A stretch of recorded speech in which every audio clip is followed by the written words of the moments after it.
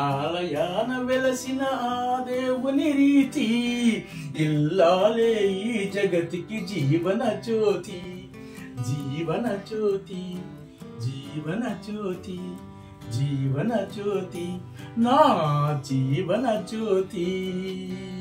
నమస్తే బాబాయ్, ఏంటి మ్యారేజ్ జోరు మీద ఉన్నావు? ఏంటి సంగతులు? అవునరా, గొప్ప ఘనకార్యం చేశాను. ఘనకార్యం చేసినప్పుడు ఆ మాత్రం ఉండకూడదా? నువ్వు చేసిన ఘనకార్యం ఏందో నాకు తెలుసులే. నీకెట్టు తెలుసురా? పిన్ని అంతా చెప్పింది.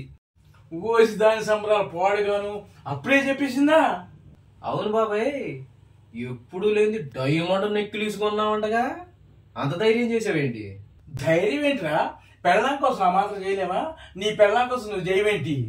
నా సంగతి తర్వాతలే గాని నాకు ఎక్కడో తేడా కొడుతుంది బాబాయ్. నువ్వేంటి పిన్నికి డైమండ్ నెక్లెస్ కొనిటువంటి? ఇది నేను నమ్మను బాబాయ్. నిజం చెప్పు బాబాయ్, నువ్వు నిజంగా కొనిచ్చావా?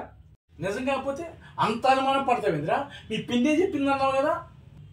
అది సరేలే గాని నువ్వు ఎన్నన్నా చెప్పు బాబాయ్, నాకు ఎందుకో నమ్మబుద్ధి కావట్లేదు.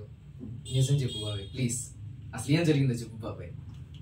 ఏంటో ఏదో తిరగాల్సి ఉంటది కదా, అది చెప్పు బాబాయ్. ఒరే, అసలు నీ దగ్గర దాయటం కానీ అసలు విషయం ఏంటంటే, మీ పిన్ని కారు అడిగిందిరా, నేనేమో డైమండ్ నెక్లెస్ కొనిస్తానన్నారా.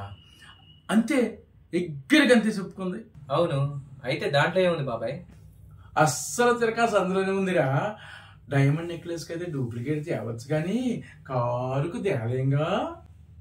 బాబాయ్ బాబాయ్, అందుకే నువ్వు ఈ స్మార్ట్ అన్నా.